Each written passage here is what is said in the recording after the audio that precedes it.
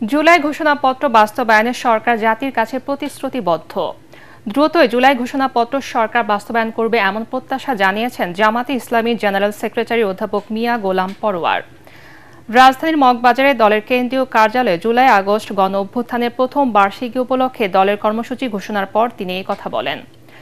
গণ অভ্যুত্থানের বর্ষপূর্তি উপলক্ষে আগামী ১৯ জুলাই রাজধানীর সোহরাওয়ার্দী উদ্যানে জাতীয় সমাবেশ ও ৫ আগস্ট দেশব্যাপী গণমিছিল সহ মাসব্যাপী কর্মসূচিতে সবাইকে অংশ নেওয়ার আহ্বান জানান মিয়া গোলাম পরোয়ার।